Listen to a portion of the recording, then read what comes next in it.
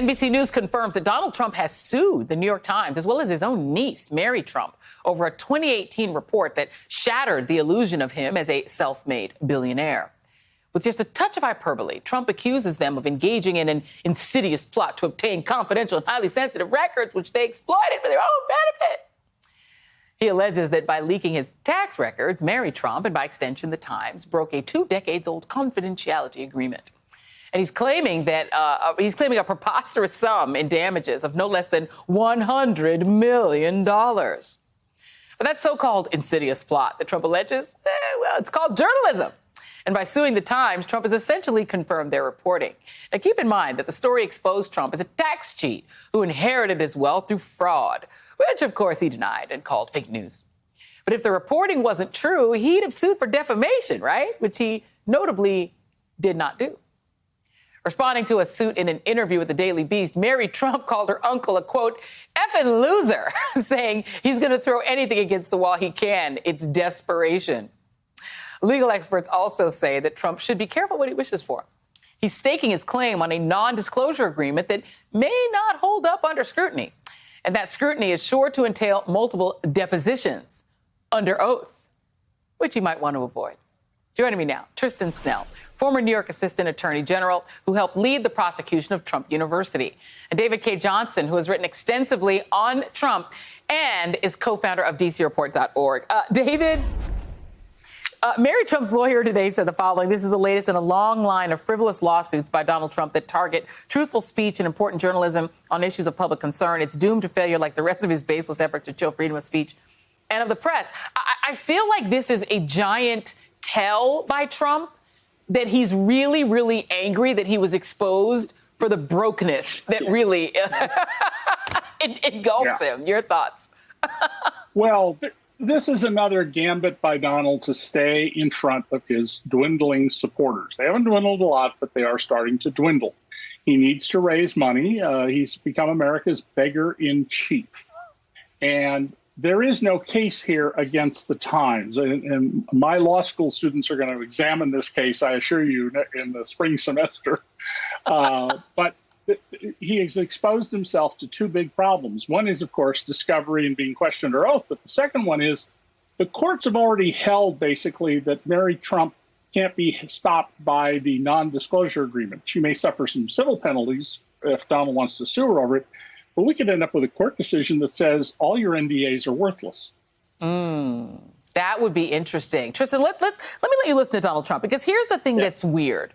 He's saying that he was injured to the tune of $100 million because his tax returns got out.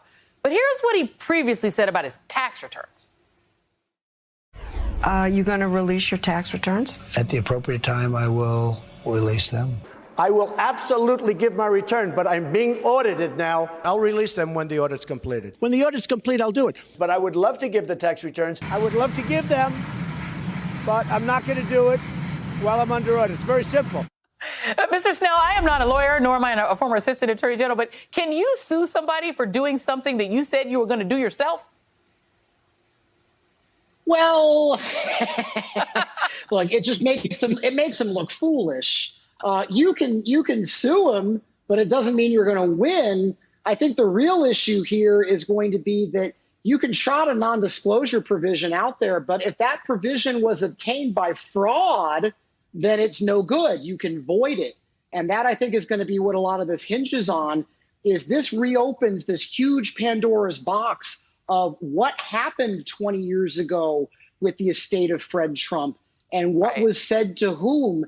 And then that opens up all sorts of issues with discovery and depositions, like you were saying. And I mean, David, the story on Trump, and we've talked about this a lot on my previous show and when I've had you on before, is that the whole myth of him as being this self-made billionaire wasn't true. It's not even clear he ever was a billionaire, that he ever made it to the billion status. But that isn't the risk here that the more he talks and the more discovery that happens, the more he sues, the more that story is unraveled. And it just turns out he inherited $300 million and lost it. And that's just the story. And then he got a TV show. Well, that's how you and I and rational people will see this. But people who have bought into Donald Trump, what a better tactic than to go after the evil New York Times. What a horrible anti-American institution, because it deals in verifiable facts. And he will use this to raise money, which he desperately needs to do. I got to tell you, I hope his lawyers got big fees up front. These are not his regular lawyers. Donald has the regular lawyers anymore, because Donald is notorious for not paying his lawyers. Just ask Rudy. Yeah, he's not going to pay. They need to understand that. I hope when they do this, I hope they're doing it for publicity and for the fame, because they are not going to get paid. They just need to understand that. No, the Daily Beast has a story for you, Tristan. Prosecutors have discovered a tranche of evidence in the basement of a co-conspirator in the Trump Organization tax fraud case. A defense lawyer for indicted CFO Alan Weisselberg revealed in court on Monday. And here's a quote here. He said, "We have strong reason to believe there could be other indictments." From your point of view, does it look like there might be more indictments stemming from this Weisselberg case? Oh, yeah, for sure. Again, that was just the tip of a much larger iceberg. Weisselberg is going to get indicted more. It's not just indictments against other people. It's more indictments. It's what's called a superseding indictment. You do another indictment on top of the old one, and you charge him with a whole bunch more stuff. Weisselberg's going to get charged with more stuff. So is the Trump Organization. And then there's going to be other additional defendants. That's all just a matter of time. And, David, I've been of the unpopular opinion that I do not believe Donald Trump would run for president again unless he can be guaranteed that he'd win, right? If the Republicans fix all of the mechanisms from local all the way up to the federal system to make it so that he cannot lose. He doesn't want to be a loser again. Right?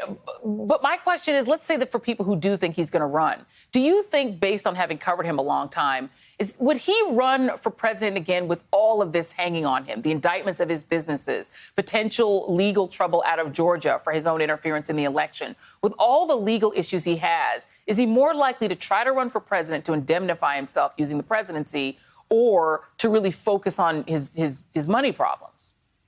Well, I will not be the least bit surprised if Donald runs again, and he may even get the Republicans to nominate him again, because they blew their opportunity on January 6th to separate themselves from him.